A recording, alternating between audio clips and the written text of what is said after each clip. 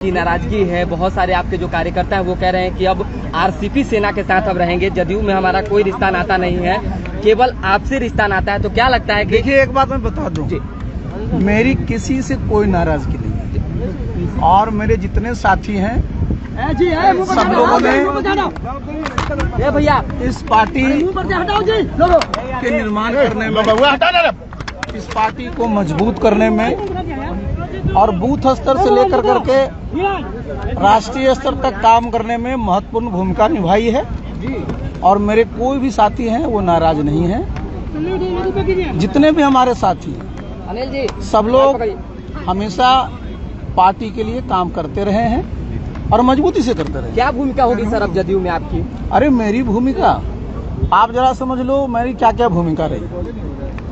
2010 में आप जानते हैं कि मैं राज्यसभा का सदस्य बना, उसी समय मैं पार्टी का महासचिव भी बना, फिर आगे चल करके मैं पार्टी का राष्ट्रीय अध्यक्ष बना, बीच में मैं पार्टी का महासचिव संगठन भी रहा और पिछले 1 वर्षों से मैं माननीय प्रधानमंत्री जी की कृपा से देश में केंद्रीय मंत्री भी रहा।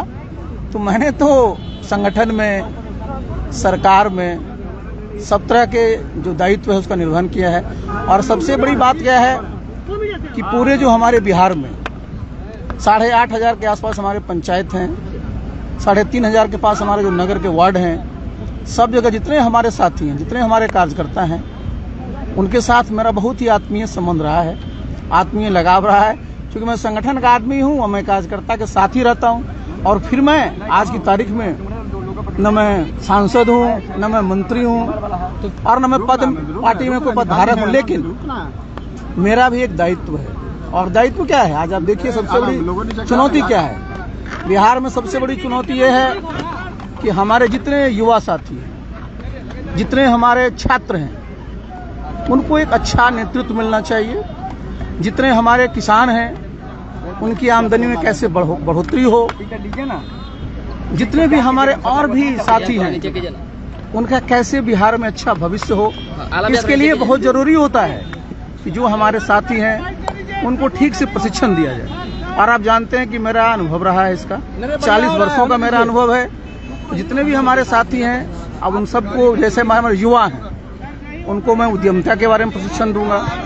जितने हमारे किसान हैं उनको मैं, जो हमारी प्राकृतिक खेती है, कैसे खेती लाभकर हो, कैसे हमारी धरती माता की और भी उपजाऊ है बढ़े, इन सब पर मैं अपना प्रशिक्षण करूंगा।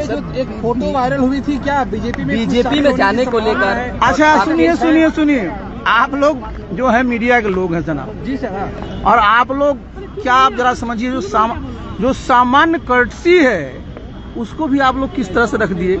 आप जरा समझिए हुआ क्या था। जी बताइए सर। मैं गया हुआ था कहाँ? तिरुपति।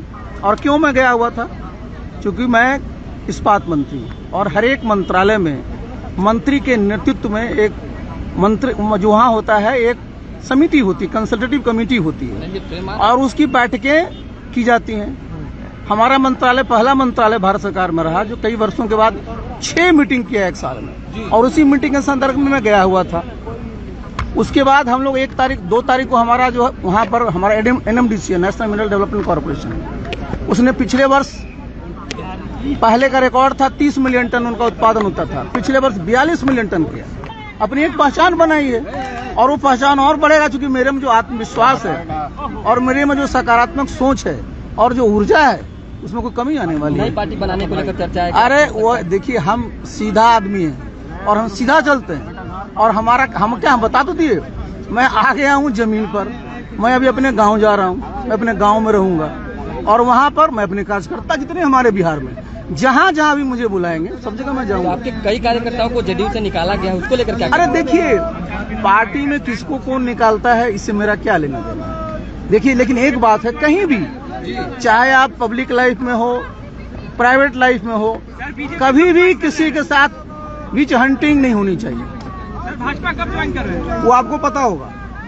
नीतीश कुमार से मिलने जाएंगे? नीतीश कुमार से मुलाकात करेंगे। लालू प्रसाद यादव की तबीयत भी खराब है, तो आप मुलाकात करने? लालू यादव की तबीयत खराब है अभी तो देखिए, लालू प्रसाद जी दिल्ली गए हुए हैं, तो मैं तो भगवान से ही प्रार्थना करता हूँ कि जल्दी वो स्वस्थ हो।